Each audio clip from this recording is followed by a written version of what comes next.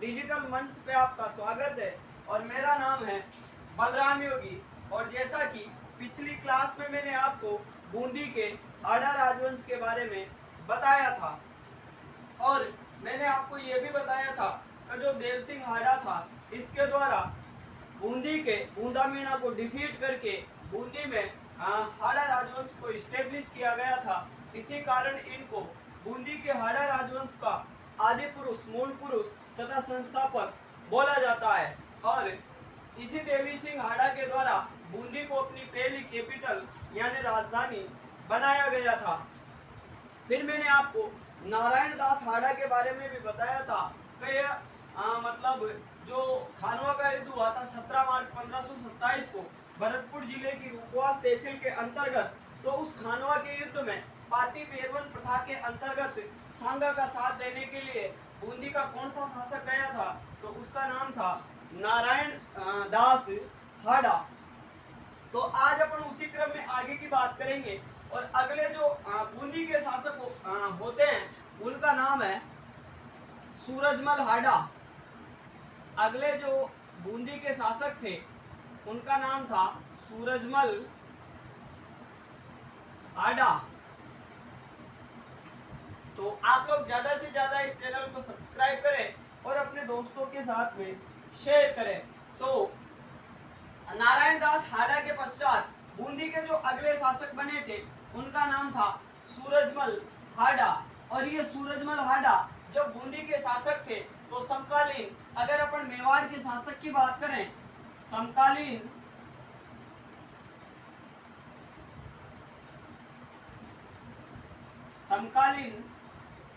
मेवाड़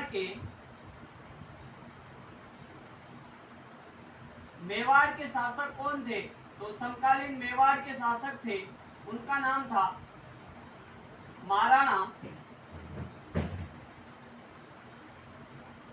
संग्राम सिंह।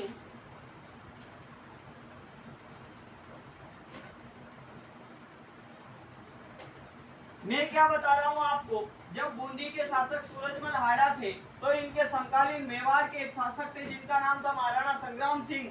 और संग्राम सिंह उर्फ सांगा के बारे में मैं आपको बता चुका हूँ कि इनके द्वारा खातौली का युद्ध, बाड़ी धौलपुर का युद्ध, उसके अलावा वह क्या नाम है खानवा का युद्ध लड़ा गया था। तो ये महाराणा संग्राम सिंह समकालीन थे किसके, सूरजमल हाड़ा के। तो इन महाराणा संग्राम सिंह के दो पुत्र थे। कितने पुत्र, दो पुत्र। इनके कितने पुत्र, दो पुत्र। महाराणा संग्राम सिंह के कितने पुत्र थे, तो महाराणा संग्राम सिंह के दो पुत्र थे। और दो पुत्रों के अगर नाम की बात करें तो एक का नाम था भोजराज, एक का नाम क्या बता रहा हूं मैं आपको, तो एक पुत्र का नाम बता रहा हूं मैं आपको भोजराज, और दूसरे पुत्र का नाम था रतन सिंह।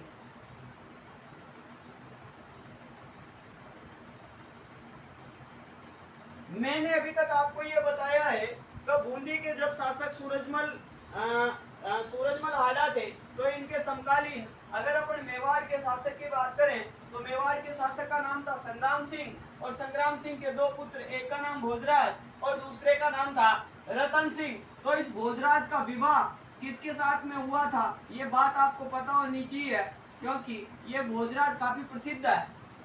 क्योंकि भोजराज के द्वारा जो मीराबाई थी इसको विष का प्याला भेजा गया, लेकिन वो विष भी क्या है, कहने का मतलब अमृत बन जाता है। तो इस भोजराज का विवाह किसके साथ हुआ था, मीराबाई के साथ। किसके साथ, मीराबाई।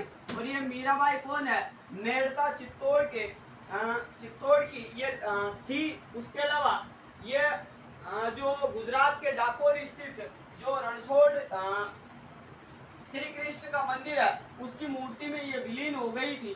तो ये अपन जब राजस्थान में संत संप्रदाय पढ़ेंगे उस समय मैं आपको बताऊंगा। तो अभी आपको ये याद रखना है कि सांगा के दो पुत्र, एक का नाम भोजराज, दूसरे का नाम रतन सिंह। तो भोजराज का तो विवाह हो गया किसके साथ में, मीराबाई के साथ में। और ये जो रतन सिंह थे, ये रतन सिंह, यहाँ पे मैं नोट लगा के लिख देता हूं, स्टार लगा के, रतन सिंह सूरजमल हाड़ा के सूरजमल हाड़ा के अहेरिया उत्सव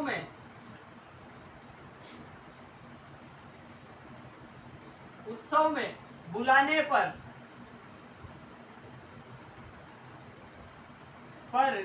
आए, लेकिन दोनों शासकों के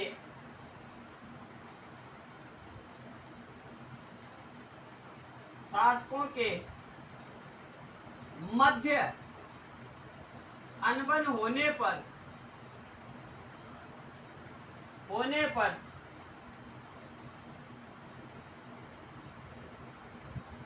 दोनों ने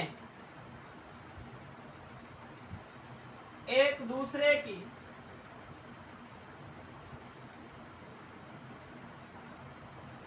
हत्या की, अर्थात ये दोनों एक दूसरे से लड़के मारे गए। तो ये थे सूरजमल हाड़ा। तो मैंने आपको बताया है कि सूरजमल हाड़ा के समकालीन मेवाड़ के शासक थे महाराणा संग्राम सिंह, और संग्राम सिंह के दो पुत्र, एक का नाम भोजराज, भोजराज का विवाह हो गया मीराबाई के साथ में, और जो दूसरा पुत्र था रतन सिंह, तो ये रतन सिंह इस सूरजमल हाड़ा के आमंत्रण पर, यानी सूरजमल हाड़ा के बुलाने पर, ये जो रतन सिंह था ये कहाँ पे आ गया? बूंदी। और बूंदी कौन से उत्सव में आया? अहेरिया उत्सव में आया। लेकिन सूरजमल हाड़ा और इस रतन सिंह के मध्य कुछ बातों को लेकर विवाद हो जाता है, और विवाद में इन दोनों के मध्य जो लड़ाई होती है, उसी लड़ाई में सूरजमल हाड़ा और ये कौन, रतन सिंह, ये दोनों मारे जाते हैं। तो सूरजमल हाड़ा के पश्चात अगले जो बूंदी के शासक बने, उनका नाम था सुरजन हाड़ा। तो अब अपन सुरजन हाड़ा के बारे में बात करने वाले हैं। तो आप इसको नोट आउट कर सकते हो। इसमें आपको ये याद रखना है कि सूरजमल हाड़ा के समकालीन कौन शासक अहेरिया उत्सव में भाग लेने के लिए आया था, तो उसका नाम था रतन सिंह। तो ये रतन सिंह इस सूरजमल हाड़ा के बुलाने पर यहाँ बूंदी वाले रीजन में आए थे। तो अब अगले जो मेवाड़ के शासक हैं, उन मेवाड़ के शासक का नाम है सुरजन हाड़ा। अगले जो शासक हैं उनका नाम है सुरजन हाड़ा। सुरजन हाड़ा। और शासक कहाँ के? वही बूंदी के। तो बूंदी के अगले शासक बने कौन? सुरजन हाड़ा।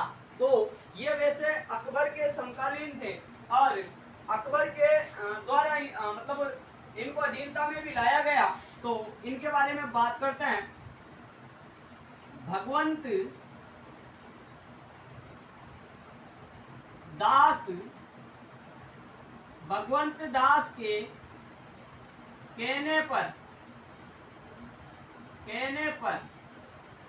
सुरजन हाड़ा ने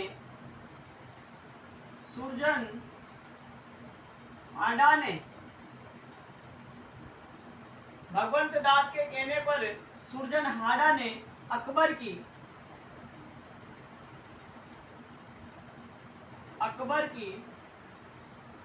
अधीनता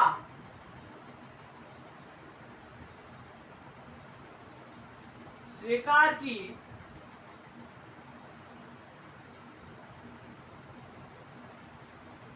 तथा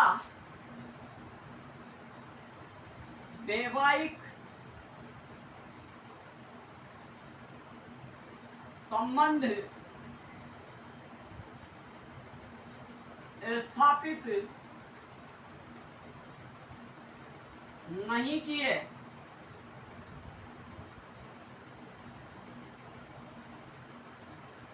क्या बताया मैंने आपको? भगवंत दास के कहने पर इस सुरजन हाड़ा के द्वारा अकबर की अधीनता तो स्वीकार कर ली जाती है, लेकिन अकबर के साथ में वैवाहिक संबंध स्थापित नहीं किए जाते हैं। और मैं यहाँ पे स्टार लगा के एक बात लिख देता हूँ, क्योंकि अभी रीट में पूछा भी जा चुका है। राजस्थान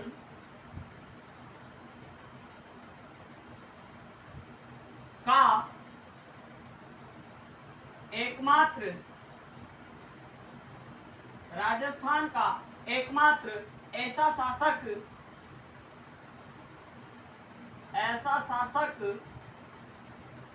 जिसने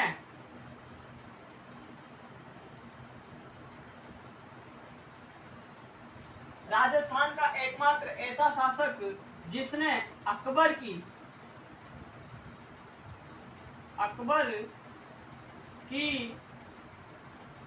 अधीनता स्वीकार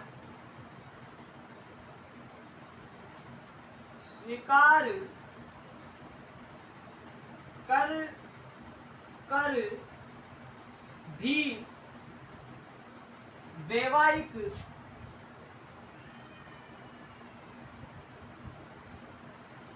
संबंध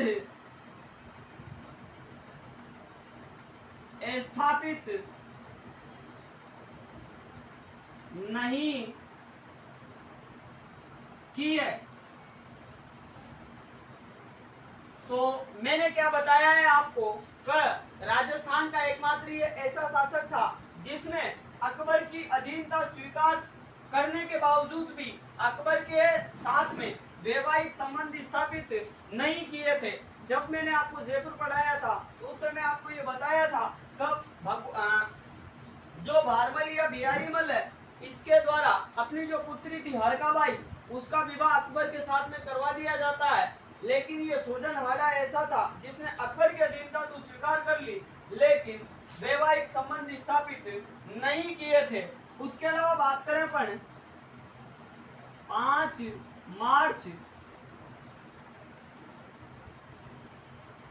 1569 ईस्वी को इनके द्वारा अकबर के साथ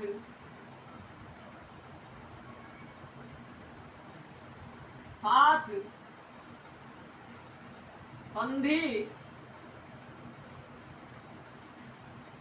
की गई।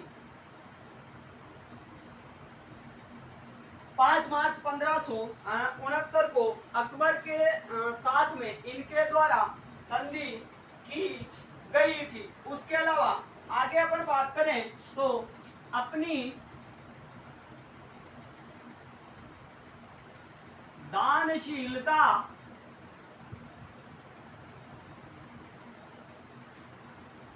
के लिए बूंदी के प्रसिद्ध शासक थे। मतलब ये दानशीलता में काफी प्रसिद्ध थे। कहने का मतलब दानशीलता के मामले में इनको जाना जाता है और इनके द्वारा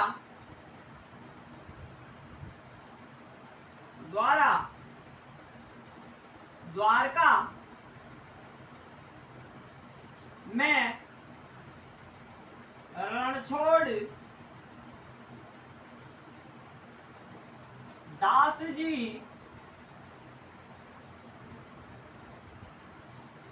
के मंदिर का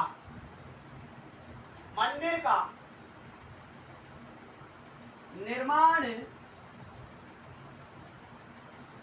करवाया गया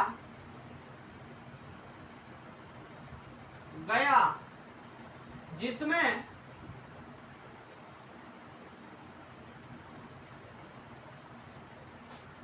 संत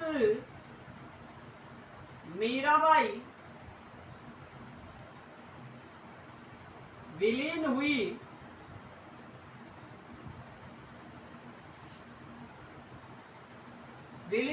का मतलब जो द्वारका गुजरात में पड़ती है वहां पे रणछोड़ दास जी का मंदिर है और रणछोड़ दास जी के मंदिर में जो मूर्ति रखी हुई है उसी मूर्ति में ऐसा माना जाता है कि ये जो मीराबाई थी ये विलीन हो जाती है। तो उस मंदिर का निर्माण किसने करवाया था? तो उस मंदिर का निर्माण करवाया था बूंदी के शासक सुरजन हाड़ा ने और अकबर के द्वारा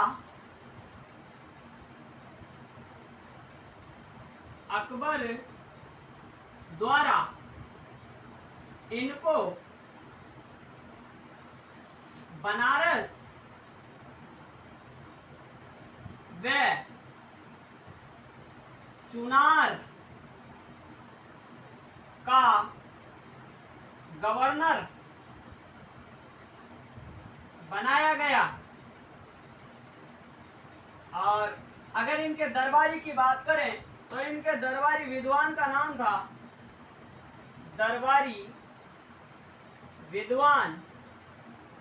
और दरबारी विद्वान के नाम की बात करें तो चंद्रशेखर इनके दरबारी विद्वान का नाम था। और इसके द्वारा क्या लिखा गया? सुरजन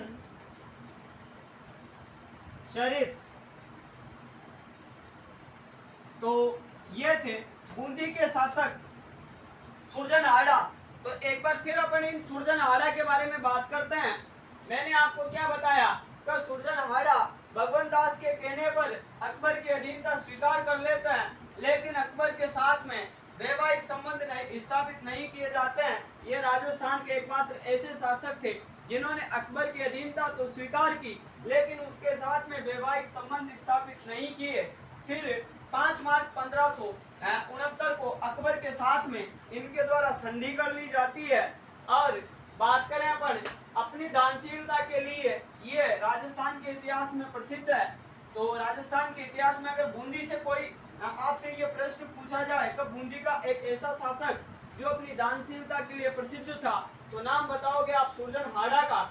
उसके अलावा इनके द्वारा गुजरात के द्वारका मतलब गुजरात के डाकोर स्थित जो रणछोड़ दास जी का मंदिर है, उसमें उस मंदिर का निर्माण भी इन्हीं सुरजन हाड़ा के द्वारा करवाया गया था, जिसमें या जिस मंदिर में रखी हुई मूर्ति में जो मीराबाई थी वह विलीन हुई थी। उसके अलावा अकबर के द्वारा इनको बनारस व चुनार का गवर्नर भी बनाया गया था। अगर इनके दरबारी विद्वान की बात करें तो दरबारी विद्वान का नाम था चंद्रशेखर, जिसके द्वारा सुरजन चरित ये ग्रंथ भी लिखा गया था।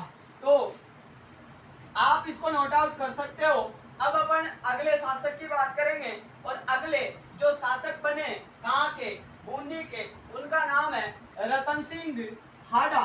तो अब अपन रतन सिंह हाड़ा के बारे में चर्चा करने वाले हैं। तो अभी तक मैंने आपको सूरजमल हाड़ा और सुरजन हाड़ा के बारे में बताया है।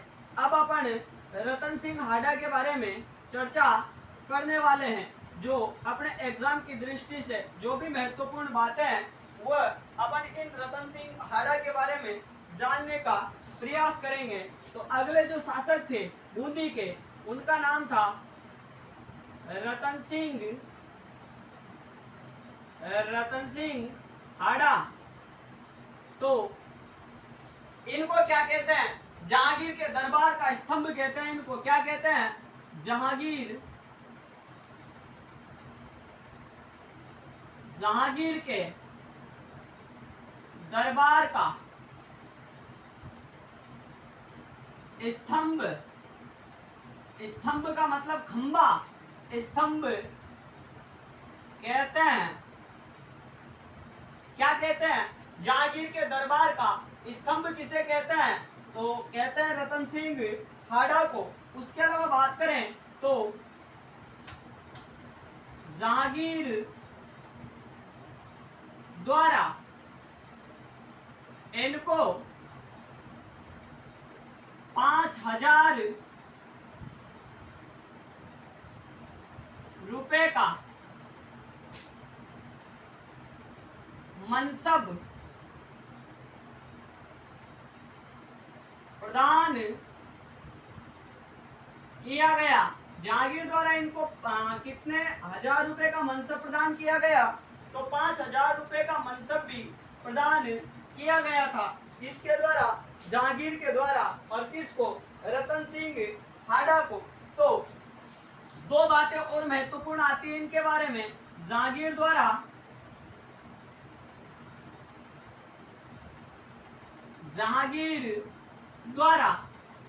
इनको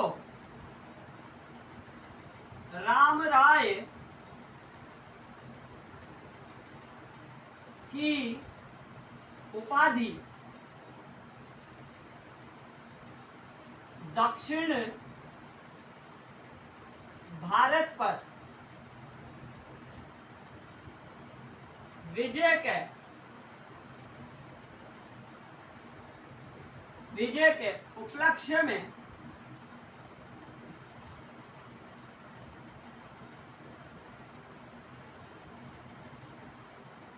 दी गई।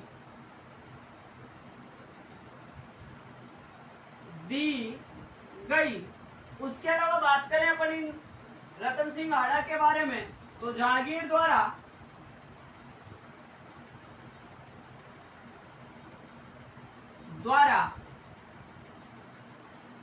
सर बुलंद राय की उपाधि चित्रकला के प्रति इनके लगाव को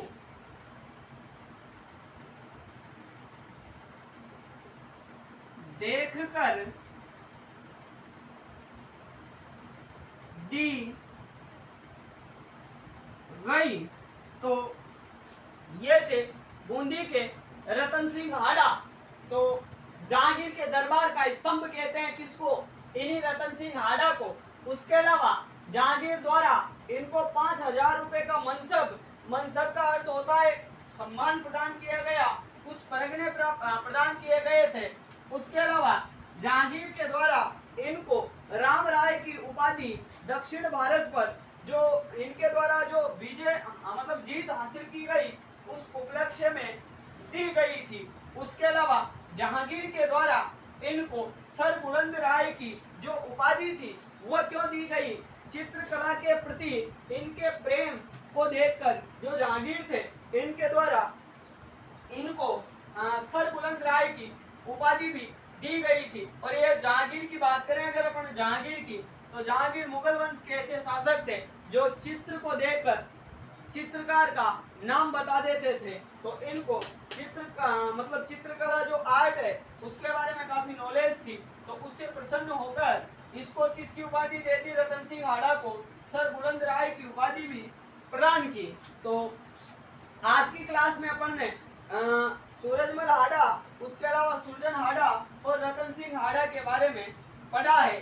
तो अपनी अगली जो क्लास होगी उसमें अपन बूंदी के जो हाड़ा शासक हैं, जो बचे हुए हाड़ा शासक हैं, उनकी अपन चर्चा करेंगे। तो आज की अपनी इस क्लास को अपन यहीं पे विराम देते हैं। तो आज की क्लास और अभी के लिए इतना ही। धन्यवाद। आपका दिन शुभ हो।